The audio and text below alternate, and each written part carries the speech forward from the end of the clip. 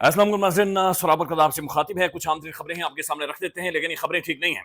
खबरें पूरे पाकिस्तान से जो भी आ रही हैं, ये खबरें धमाकों की हैं, ये खबरें हमलों की हैं, ये खबरें एम्बुलेंसेज की हैं, ये खबरें फौजी जवानों की शहादतों की हैं।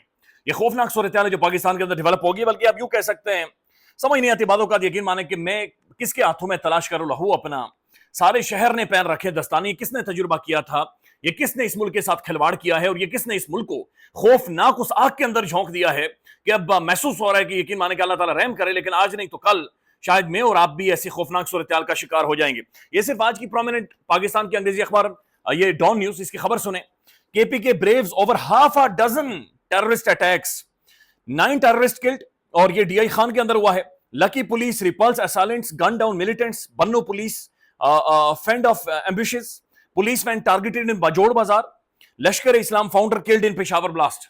ये सिर्फ कल के बारे में ये जो अंग्रेजी अखबार है ये वो सारी चीजें छाप रहा है। अब आज के बारे में जो सूरत बन गई है वो आपके सामने रखते हैं, लेकिन नाज़रीन ये हमारी खबर है, ये हमारे प्रोमिनेंट अंग्रेजी अखबार की आज की सबसे बड़ी खबर है। लेकिन दुनिया अब किस तरफ देख रही है? दुनिया इंडिया की तरफ देख रही है। ये बात ध्यान में रखें कि आज से कुछ दिन पहले हम ये बात तकरीबन साबित कर चुके हैं, एस्टेब्लिश कर चुके हैं कि हमारी जो जाफर एक्सप्रेस ट्रेन हाईजैक हुई है उसके पीछे भारत है, उसके पीछे रॉ है, उसके पीछे इंडियन खुफिया एजेंसी है, इंडियन खुफिया इंटेलिजेंस है, जिन्होंने बाकायदा से ये ऑपरेशन किया है। लेकिन अब ग्लोबली ये जो दुनिया की सबसे बड़ी खबर बनी हुई है वो खबर ये है, सुन लें। US national intelligence director Tulsi Gabbard, Canadian intelligence chief Daniel Rogers and British MI6 chief Richard more will be among to global intelligence chief gathering in India। Tulsi Gabbard अमेरिकी इंटेलिजेंस की सरबराह, अच्छा कैनेडियन इंटेलिजेंस एजेंसी का खुफिया इदारे का सरबराह, British खुफिया इदारे का सरबराह, और 20 इंच समेत 20 ममालिक के खुफिया इदारे के सरबराह इंडिया के अंदर पहुंच रहे हैं, बल्कि पहुंच चुके हैं। दिल्ली के अंदर इंडियन दारुल हुकूमत के अंदर ये सबसे बड़ी खुफिया इदारों का इकट्ठा हो रहा है। खुफिया इदारों की एक सबसे अहम तरीन मुलाकात होने मीटिंग हो रही है। Apart from attending the intelligence chief conference, Tulsi Gabbard will address the मुख्तलिफ डायलॉग्स के ऊपर बातचीत करेगी and hold a one on one meeting with the Indian national security adviser Ajit Doval के साथ ये मुलाकात भी करेगी। It is learned that the US intelligence chief will visit India on March 15, और ये यानी इंडिया के अंदर इस वक्त की जो सबसे बड़ी खबर है वो ये है कि जनाब इंडिया के अंदर दुनिया की 20 खुफिया इदारों के जो सरबराहान हैं, दुनिया के खूब 20 जो खुफिया इंटेलिजेंस इदारे हैं दुनिया भर में ये कार्रवाई करवाते हैं, ये सब अजीत डोवल की छत्र छाया में मोदी के नीचे उसी रॉ के सामने ये बैठेंगे, गुफ्तगू करेंगे और बातचीत करेंगे। दैट्स अलार्मिंग, ये बहुत ज्यादा अलार्मिंग है। लेकिन हम ज़ाहिर है गेम ऑफ थ्रोन्स के पीछे पड़े हुए हैं। हमारे मुल्क के अंदर की क्या खबरें ये मैं आपके सामने रखता हूं। ग्लोबल खबर इंडिया के हवाले से खबर ये होगी कि जनाब वहां पर ये सब कुछ हो रहा है, और सबसे 20 ममालिक के खुफिया इदारों के सरबराहान वहां पर आ रहे हैं, मुलाकात कर रहे हैं, मीटिंग कर रहे हैं। और ऐसे टाइम में जब हम ये कह चुके हैं कि जो यहां पर हुआ है ये इंडिया ने किया है, इंडियन रॉ ने किया है। दूसरी खबर सुने, नोशकी दिलबदीन शाहरा पर बस के करीब धमाका हुआ है, 5 अफराद जाँ बहक हुए हैं, 10 अफराद जख्मी हुए हैं, 2 की हालत तशवीशनाक है। बस के करीब ये धमाका हुआ है। फिर नाज़रीन और जो खबरें हैं वो क्या मुख्तलिफ आ रही हैं। फिर ये एक और खबर आ रही है कि तहरीक इंसाफ के सोशल मीडिया पर बदतरीन क्रैकडाउन, यानी हमारी तरजीहात का अंदाजा लगा लें कि पीटीआई के सोशल मीडिया के ऊपर हमने बदतरीन क्रैकडाउन किया है।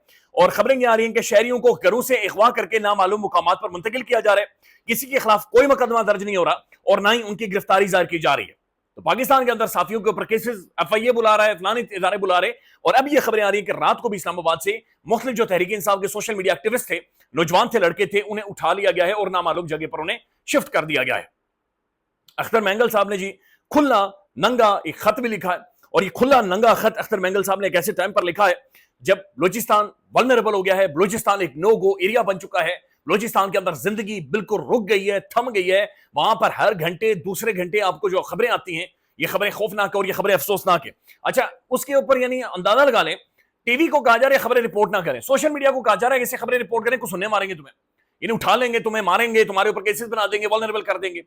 ये सूरत हाल पाकिस्तान के अंदर। अब ये खबर सुने, अख्तर मैंगल पार्लियामेंटेरियन, यहां से वो बंदा खुद अपना रिजाइन करके यहां से वो बंदा भागा है कि जनाब यहां पर मेरी बात नहीं सुनी जा रही।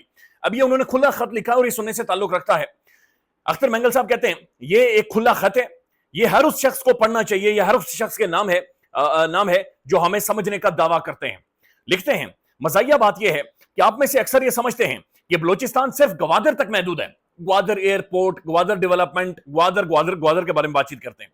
ग्वादर को निकाल भी दें تب بھی بلوچستان بر صغیر کا سب سے زیادہ وسائل سے مالا مال صوبہ ہے، مگر افسوس ریاستی بیانیے نے اس کو اس سائٹ سے دور رکھا ہوا ہے۔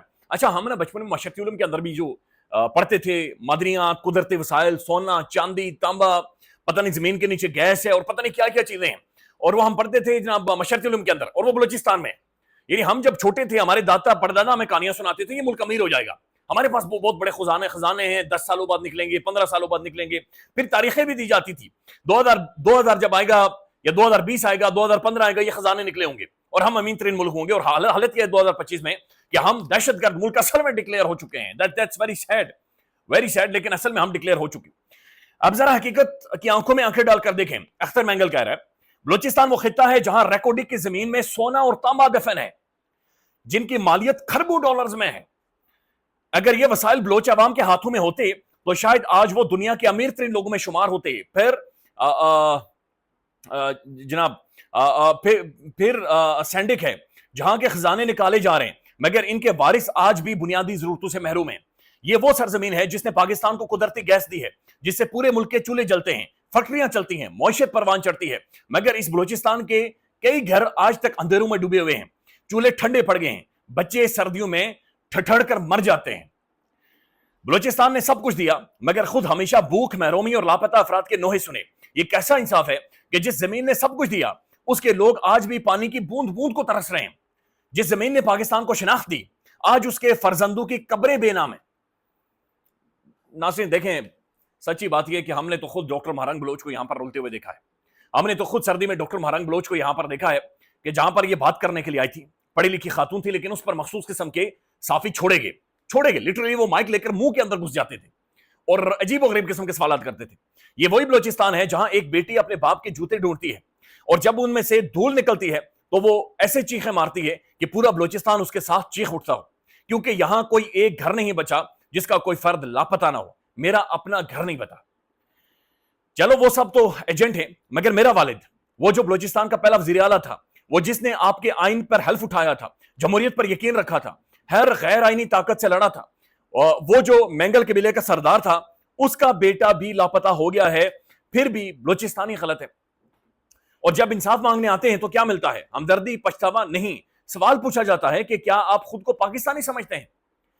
اور ہاں، بہت معذرت کے ساتھ یہاں برابری صرف اس وقت آتی ہے جب کسی پنجابی کے، یہ دیکھیں اس طرح کی بات چیت میں نہیں کرنا چاہ رہا، یہ سخت باتیں انہوں نے لکھی ہوئی ہیں، لیکن ڈاکٹر مہرنگ بلوچ سے بھی یہ بات چیت ہوئی تھی، یا اس طرح کے ان سے بھی سوالات پوچھے جا رہے تھے، اور یہ ایک پنجابی، بلوچی، پختون، یہ زہر ملک کے اندر بویا جا رہا ہے، حالانکہ ہم سب ایک گلدستہ ہیں۔ وہ کہتے ہیں دوری خود پیدا کر کے پوچھتے ہو کیوں دور ہو رہے ہو؟ یہ ملک ہمیشہ ہماری چیخوں پر بہرا بنا رہا، ہمیشہ ہمیں نظر انداز کیا، ہمیشہ ہمیں غدار کہا، اور اب بھی وہی کہہ رہا ہے کہ ہمیں تمہاری ضرورت ہے۔ آپ خوش ہوں یا ناراض ہوں، مجھے یہ کہنا پڑے گا کہ پاکستان بلوچستانیوں کے بغیر کچھ نہیں ہے۔ میرے خیال میں پاکستان کسی کے بغیر کچھ نہیں ہے، ہم سب پاکستانی ہیں، اور یہ جو اس طرح کے کھلے خطوط آ رہے ہیں یہ ناظرین الارمنگ ہے۔ اللہ کرے کہ ایک بیٹر سینس پریویل کرے، لیکن ہم ظاہر ہے اپنی ذاتی جو گیم آف تھرونز ہے اس کے پیچھے پڑے ہوئے ہیں۔ محسن نقوی جس بندے نے اس ملک کا بیڑا غرق کر کے رکھا ہے، پہلے پنجاب کے اندر یہ بندہ تھا، اس وقت کسانوں کو اس بندے نے ذلیل کر دیا۔ کرکٹ کے اندر آیا، آج نیوزی لینڈ نے پتلونے اتار کر ہمیں مارا ہے۔ 91 پر ہماری ٹیم میں دیکھ رہا تھا 2 پر 3 آؤٹ ہو گئے، 11 پر 4، پتلونے اتار کر، لٹرلی پتلونے اتری ہیں نیوزی لینڈ کے اندر ہماری پاکستانی کرکٹ ٹیم کی، جس کا سربراہ یہ ٹھگ محسن نقوی ہے۔ اب محسن نقوی صاحب کے بارے میں خبریں آ رہی ہے، اسد طور صاحب نے باقاعدہ ویلاگ کیا ہے کہ محسن نقوی کا وزارت داخلہ چھوڑنے کی اطلاعات ہیں، یعنی وزارت داخلہ، یہ جب وزیر داخلہ تھا، ملک کے اندر بدترین انسانی حقوق کی پامالیاں ہوئی، ملک کے اندر لا اینڈ آرڈر کولیپس ہو کر رہ گیا ہے۔ اسلام آباد میں آپ موبائل فون، ٹیلی فون لے کر آپ باہر نہیں جا سکتے۔ اسد طور صاحب کہتے ہیں وہ اسٹیبلشمنٹ کے انتہائی خاص شخص ہیں اور پوری حکومت سے زیادہ طاقتور ہیں، وہ ایک بریک لینا چاہتے ہیں اور واپسی بہت تگڑی ہوگی۔ یعنی محسن نقوی پی سی بی کا چیئرمین بن گیا، پنجاب کا وزیر اعلیٰ بن گیا، محسن نقوی وزیر داخلہ بن گیا، اور اس سے بھی بڑی تگڑی، یعنی میرے خیال میں یہ محسن نقوی بادشاہ بننے لگا ہے۔ یہ محسن نقوی صاحب کو پھر بادشاہ بنا دیں، میرے خیال میں کم جونگ ان بنا دیں پاکستان کا محسن نقوی صاحب کو۔ وہ ایک بریک لینا چاہتے ہیں اور واپسی بہت زیادہ تگڑی ہوگی اور اہم ترین منصب پر ہوگی۔ پرویز خٹک بھی اسٹیبلشمنٹ کا بندہ ہے، اس کو داخلہ کی وزارت مل سکتی ہے۔ مریم نواز صاحبہ پوری لابنگ کر رہی ہیں کہ شہباز شریف کیونکہ ڈیلیور نہیں کر سکے تو چاچا کی جگہ اس کو وزیر اعظم بنا دیا جائے، یعنی شاید محسوس کیا جا رہا ہے کہ شہباز شریف صاحب فیل ہو گئے، ڈیلیور نہیں کر سکے، انہیں ہٹا کر नया मिस्त्री यहां पर लगाया जाए और नए मिस्त्री इस सारी चीज को ठीक करेगा। शहबाज शरीफ की सबसे अच्छी क्वालिटी यह है कि वो कभी इख्तिलाफ राय नहीं रखते या इख्तिलाफ नहीं करते, वो हमेशा हर बात मानते हैं, जी हुजूरी करते हैं, कभी सवाल नहीं उठाते।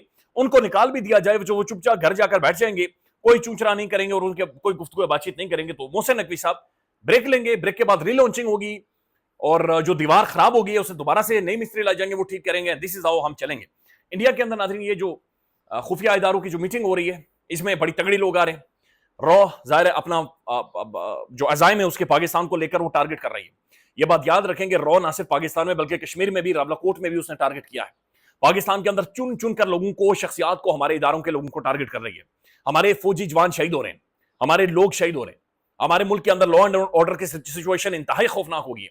हमारे खिलाफ जो बीएलए का प्रोपेगेंडा है वो परवान चढ़ रहा है, इंडियन प्रोपेगेंडा करने में कामयाब हो रहे हैं, लेकिन हम गैर संजीदा है, लिटरली गैर संजीदा है। ये अफसोसनाक है। ख्याल रखिएगा, अपडेट करेंगे। अल्लाह हाफिज।